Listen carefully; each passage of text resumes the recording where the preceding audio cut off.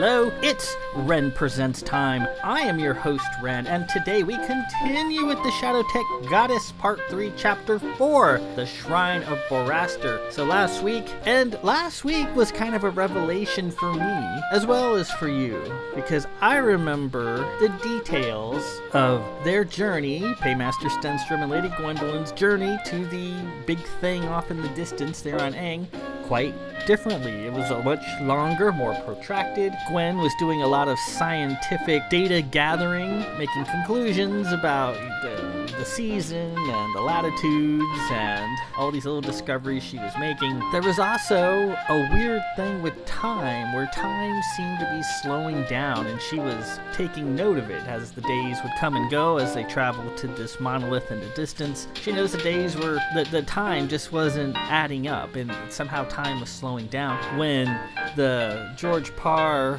located them, instead of crashing, it fired a canister missile at them, and canisters are like, they used to be the League's main weapon. It's like a guided missile, and it's pretty potent, pretty accurate. And they fired a missile at them, and just before the missile was about to detonate, it froze in time, and so did all the K-listers and the Lacerda. They were all frozen in time. There was some sort of time variance that, as you got closer to this monolith, it became more pronounced. But I guess I deleted all of that. I guess I thought maybe this is too convoluted, it's too difficult to convey to the reader what's going on. It's more busy than it needs to be, so I guess I just simplified it, shortened the journey, took out the whole time entanglement deal, and just discard it. And then I was like, oh, I don't remember doing that, but obviously I did it, so I guess I did it just for brevity, just to keep the story from getting too muddled. But so from this point on, I'm sort of experiencing the story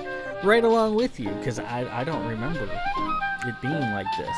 You know, maybe I'm getting old, maybe I'm getting senile, I don't know. Any case, the George Parr, being manned by a K-lister crew, apparently couldn't quell the damage inflicted upon it by the Seeker, and the George Parr crashes, a huge explosion. But not before it crashed, the crew and the captain and the Lacerda managed to get off via suborbitals and rip cars, just the little ships they have inside the bigger one, and they locate our heroes after a horrific encounter with the Tempest Findal, where it was trying to kill Gwen by stopping her heart with fear. They got away, and he didn't fade into the shadows because he was too terrified, apparently. They detected him. Big battle. He starts killing people with his ints. And then the Lacerda shows up and brain buzzes his ass down to nothing. And I'm like, whoa, I don't remember that happening, but it's there on the page. So here's where we are, Chapter 4,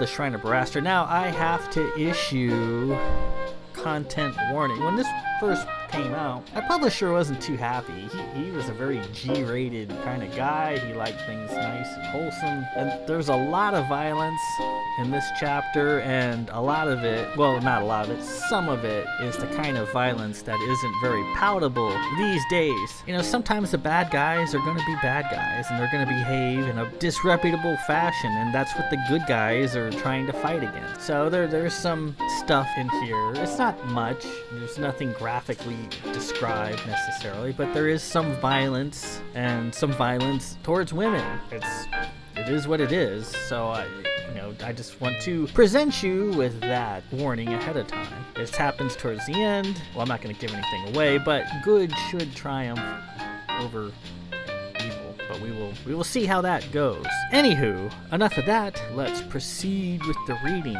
Part 3, Chapter 4, the Shrine of Paymaster Stenstrom.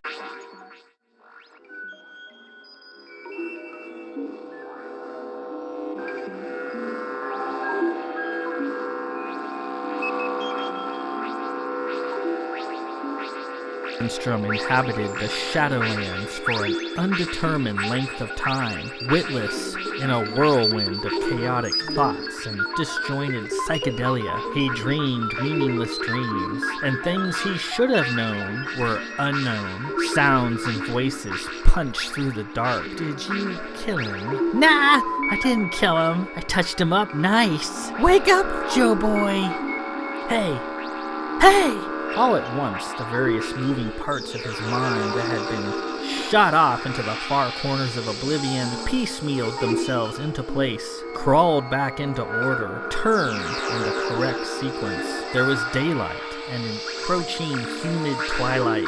Well. Welcome back, came a voice. Looking up at a distant rock ceiling, Stenstrom lay on an earthen floor. Reddish sunlight came in from his right. He thought he must be well above the clouds. His lungs ached in a slight but persistent demand for thicker air. His hands were tightly bound in a thick cocoon-like length of wound-up wires studded with an assortment of ant-like moving charms. The charms slid back and forth along the length of the wire. He strained to get a better look at the wrapping. Pewter eyeballs blinked back up at him. He was trussed up in an angry miser wire, studded and activated. If he managed to get out of his bonds, the charms would react and blow him to creation's gate. He wondered how large a bomb blast he could survive. He wondered. Standing in front of him, lank and tall in her lacy black gown, was the Lacerta, along with Captain Duval and his first officer, Rem Deckard, with her beady eyes hidden behind her big hat and blue hair. A trail of ashes, like little sailboats riding the waves of fate, drifted down lazy from the Lacerta's usual cigarette. K-Lister crew regarded him with a disinterested, somewhat sour note. They were all armed with Inzeroth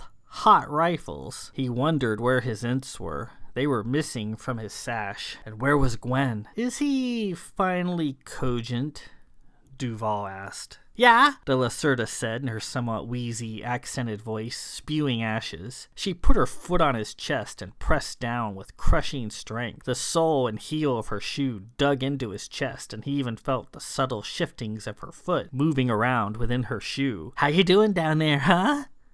Huh? I made sure to wrap you up nice and tight. Didn't want you to get lonely or nothing, huh? Yeah. He took note of his surroundings. He was near the opening to a vast ledge. There was an abundance of reddish daylight drifting in, tinged with a hint of gold, indicating the onset of dusk. No clouds at all. He must be very high up the face of the monolith. If he concentrated, he could hear the faint ghost of Hannah Ben Sherlamp's hologram speaking from far below. Nearby, a large suborbital was parked, all of its hatches and doors open. It was loaded with a mixed bag of crates and tankards of supplies they had managed to throw in before the George Parr sank. And there's no possibility he can escape? Duval asked. The Lacerta pushed him down again. Nah, she said. Well then, shall we escort him to the shrine? He has a duty to perform. It shall be the last of his life. They all turned to the Lacerta. She winced and toyed with the dressings covering her right ear. The wound Gwen had inflicted upon her on Planetfall, the devastating pop, still seemed to be an issue. We're waiting, Duval said. He placed his hands at his hips, opening his fleet coat. Stenstrom caught a glimpse of his ints jutting out of the captain's waistcoat. So Duval had claimed them as a prize. That was inconvenient. Yeah, give me a sec, Kay. You guys ever try walking, huh? Huh? The Lacerta moved her hand away, and Stenstrom saw a few blots of blood seeping through the wrappings. After a moment, she composed herself and stood tall, adjusted her bodice, and quickly he and all else present were TK'd into the air, where they drifted into the interior like a swarm of floating rocks. The Lacerta did not TK herself. Instead, she walked on her 3 telescoping metal legs from the vuncula, hidden under her gown, expanding them upwards to full stretch, lifting her high into the air, their pincers clacking on the stone far below. She moved at Stenstrom's side. He felt the invisible cloud of her TK moving around him, tickling in a coy fashion. She even winked once as they moved deeper into the interior. The journey inward was like a trip down a giant gullet. The rosy sunlight quickly faded to a jewel-like purple glow, rising up from the floor in gentle veils. The walls and looming ceiling shifted from a craggy ochre stone to smooth gemstone polish, surging with inner light. On and on they went. They passed over a yawning gulf, and Stenstrom felt the depths and cool emptiness of it beneath him. The clacks from the Lacerda's Vuncula ceased as she TK'd herself across the void. Soon they reached the other side, her clacking resuming. She intruded her thoughts into his. Damn, you smell good, her mental voice thundered. Anybody ever tell you that? Huh? Any sister ever tell you that? No? He felt the indistinct fingers of TK press about his face as if she were kissing him. Carried by the cushioned airiness of the Lacerda's TK, they entered a great purplish-greenish chamber surging with energy. This must be the Shrine of Boraster, Stenstrom thought. The ceiling went up and up into a great dome so lofty it had to be at least 2 miles high. Stenstrom mused the Professor Sherlamp's giant hologram would fit nicely under it. They arrived at the center, and the Lacerta set them all down. The K-listers scattered. They got their hot rifles out, charged the battery packs, buzzing slightly, and ready to fire. "Bring him here," Duval said. In the center of the shrine was a fluted column rising up about 4 feet. A great pulsing gem sat on top of the column, charging the shrine in its light.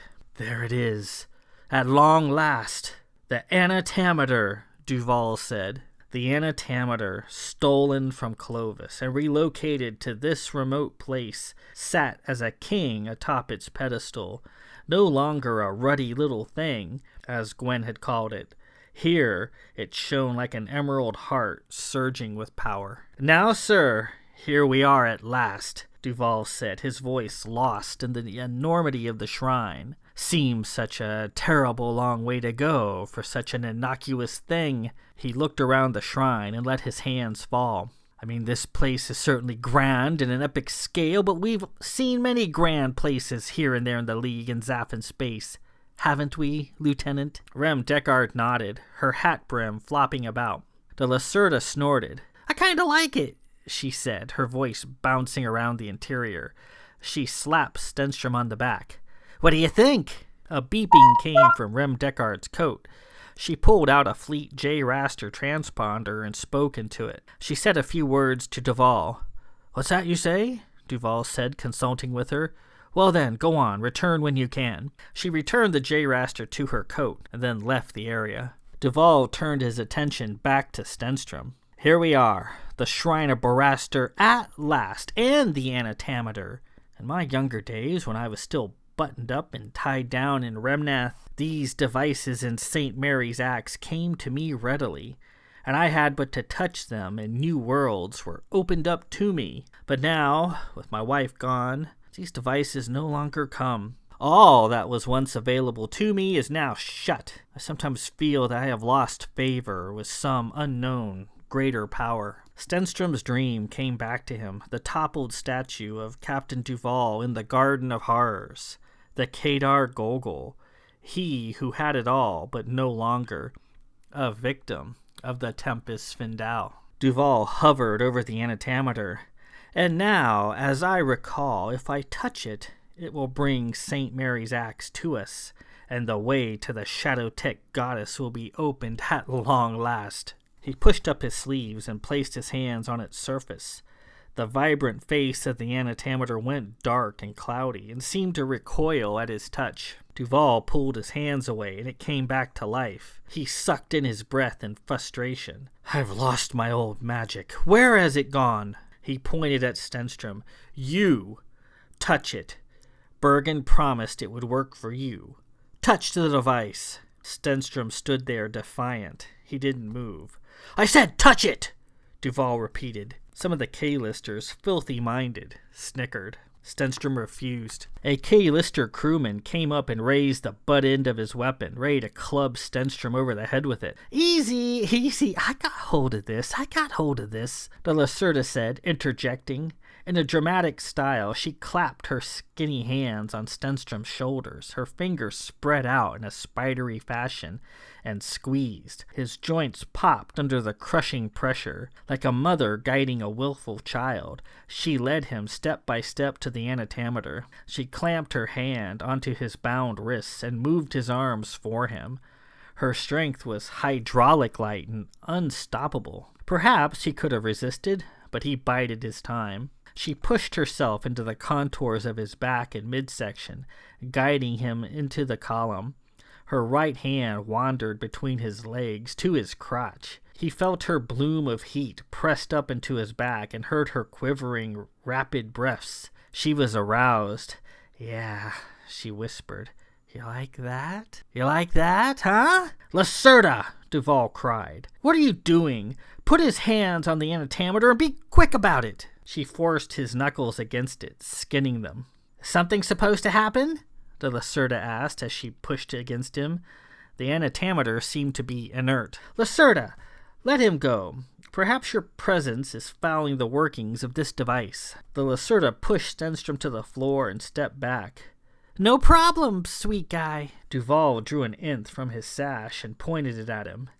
"Now stand up and lay hands on the device." He shook the nth. "I'm told this weapon is not to be trifled with." Stenstrom did nothing. Duval cocked the hammer. "I will gun you down." The Lacerda rolled her eyes. "We're getting nowhere. I'll be right back." She marched off into the crowd of K-listers. "Out of the way!" she barked. There was a commotion and crazed whimpering. The Lacerda came up through the ranks. She was dragging a female crewman with her, her hand embedded in the girl's black hair. "Go on! Do it!" she barked as she roughly pushed the girl into Stenstrom. The girl stumbled and fell on top of him, sobbing, smelling of sweat and fear, her clothes dirty. She righted herself and helped Stenstrom to his feet. He recognized her. She was the same crewman he had stolen the Vith helmets from in Blanchford Village, the same one Duval had previously been terrorizing. She was crazed with fear and exhaustion, near delirium. She held him by the shoulder with trembling fingers and led him to the anatometer. "Here," she whispered. "Please, sir, please, they'll kill me." Tears cut through the grime on her tortured face. "I don't know you, but they'll kill me. If you've any mercy in you." She was lost in her own fear-clouded world. He glanced at Duval. "I touch this, then what?" he demanded, trying to stall. "And then there is St. Mary's axe. Then there is the Shadowtech goddess. She does not exist on this plane. She lives in St. Mary's axe. I shall offer her this universe as a gift. What wonders we shall create together, and all awaiting you, sir." He stepped forward. "So get to it. Do it now." He pointed the nth at the girl and cocked the hammer. "Do it, or this worthless girl dies right here, right now. Think I won't kill her? She is doomed regardless if you have your way. Isn't that right?" The Lacerda seized the girl and threw her into the ranks of K-listers. "Come and get it, boys! She's all yours!" The K-listers pushed and shoved her, bouncing her about. Cloth tore. Her breasts came spilling out. They hooted and groped. All right, don't hurt her," Stenstrom said. Duval glanced at the K-listers and they stepped away. The girl stood there, exposed, weeping. She covered herself with her hands. The anatometer awaited. It was faceted and elaborate, conceived of alien design, awaiting his touch. Stenstrom placed his hands on the surface of the anatometer. As his fingers touched it, he felt a slow rumble from within and a noticeable bloom of heat. A secret door opened, and a moment later, the straight stone passage of the Hall of Possibilities appeared at the rear of the shrine. It looked like a mundane hallway running left and right in what appeared to be a perfectly straight line. It stirred Stenstrom's memory. He'd encountered this before in Clovis. "Behold!" Duval cried in triumph. "Bergen was right. By creation, he was right. It is St. Mary's axe returned to me at last. And down the right-hand corridor is the Shadowtech goddess. The end of our journey." Duval turned to the K-listers. "My friends, I'm looking for a small detail to kindly scout ahead and secure the central corridor there. There's extra pay in it for any who participate." K-listers, each armed with rifles, ran ahead and carefully entered the corridor, taking up high-low defensive positions. "Do you see anything?" Duval asked. "No, sir," one of them replied. With all eyes on the corridor, Stenstrom pulled his hands away from the antimeter, and the Hall of Possibilities vanished along with the K-listers inside. "What happened?" Duval cried. Stenstrom lunged at Duval, hoping to seize his throat with his tied-up hands. The K-listers raised their weapons. "Lacerda!" he cried. "Lacerda, help me!" The Lacerda pulled Stenstrom off and punched him hard in the jaw, sending him to the ground. Her fist was like a shaped bar of iron.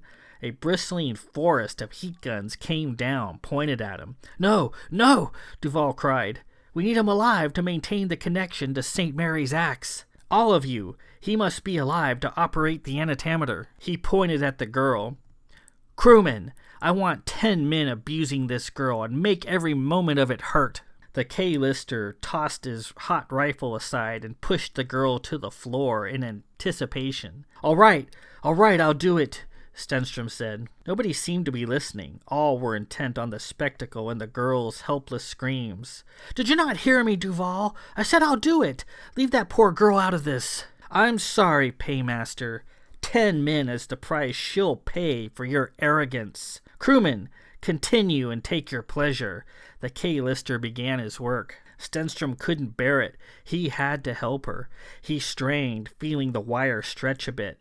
The Lacerda put her arms around him and squeezed. She whispered into his ear, "I hate to bez you again, love, 'cause you know what I'm keeping you from myself." The girl begged for mercy. Full of rage, Stenstrom let fly with TK. He picked the offending K-lister off the girl and sent him, trousers dropped, flying across the face of the shrine into a far wall where he hit with life-ending force. Stenstrom strained and broke the Lacerda's grip and snapped the angry miser wire confining his wrists. He stuffed the broken wire into the Lacerda's face and pushed her away. "Oh, shit!" she cried as the charms went off in a red explosion, knocking her back and shredding several K-listers along with it. He lunged for Duval when the Hall of Possibilities appeared all by itself at the far end of the shrine. All eyes turned to it.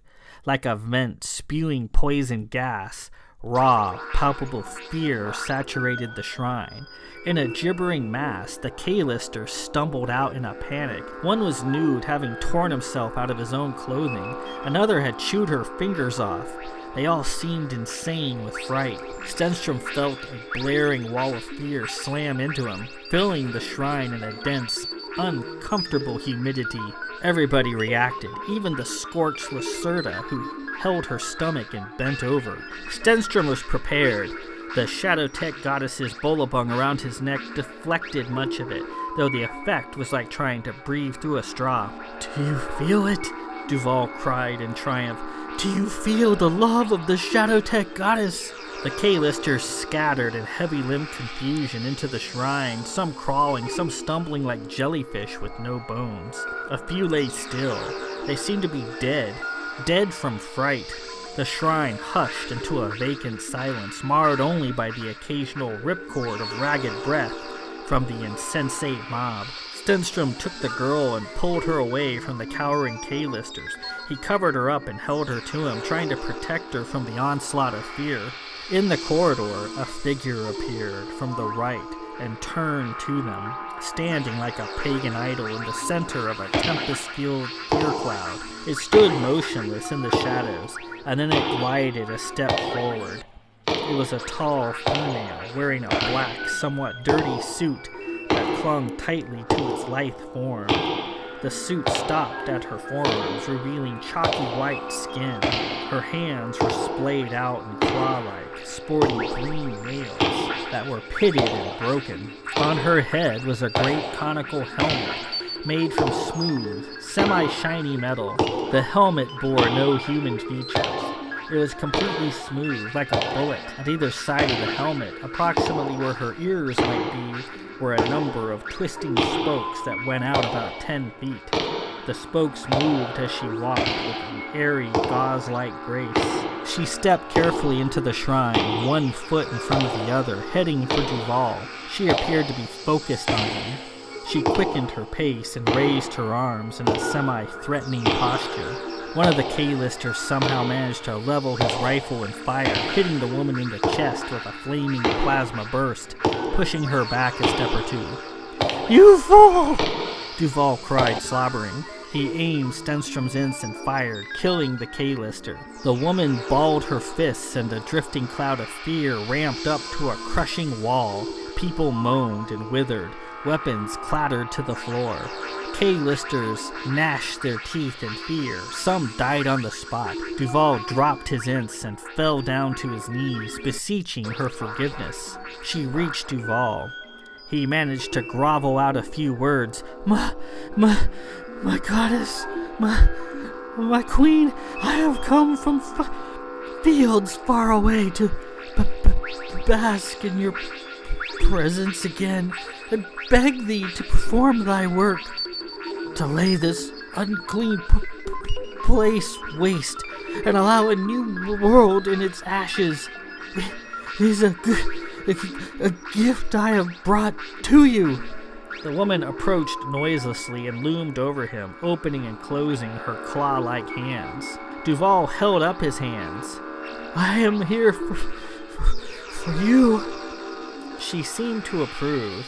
With a slow, dramatic gesture, she motioned for him to take her clawed hand and follow her, which he did in a star-struck haze, stumbling after her. They made their slow way back to the Hall of Possibilities, passing slobbering ranks of terrified K-listers the entire way. They entered, turned to the right, and the hall disappeared. And with that, we conclude Part 3, Chapter 4, The Shrine of Boraster. So, pretty muddled scene, pretty horrible scene going on in the Shrine of Raster. There is our boy, the Anatometer, at last. The last time we saw it was in Clovis, and someone stole it, and there it is, sitting there in its place of power. Stenstrom touches it, and the Hall of Mirrors, which Duval calls St. Mary's Axe, appears, as if on command. Stenstrom wasn't going to do it. He refused. He was defiant. Let him kill him. So what? And then they bring out that poor girl. And her name is crewman Lessa of the House of Walpole on Annulus. And she appears in a lot of these Shadowtech Goddess books. She's always a victim, always a person needing rescuing. Her and her fiance Gordon. Same way. Gordon usually ends up getting killed. And then Lessa, who is supposed to be like an innocent, basically she's the only innocent person there, needs rescuing. Stenabel had to rescue her in her book, Stenabel. And yeah, so the K-listers are about to do horrific things to her. Stenstrom could not allow them to proceed, and then the fight was on. And then out comes the Shadowtech Goddess, a wall of fear coming with her, and then she takes Duval, who is seeking her presence, into the Hall of Mirrors, and then it disappears. So that's where we leave off. Next chapter, Part 3, Chapter 5, is called The Lacerda's Pit. And so we continue the unpleasantness from this chapter to next. There's going to be a horrific battle taking place, and we will see what the heck comes of all of this. So, until next week, this is Ren Presents. I'm your host, Ren. Peace out.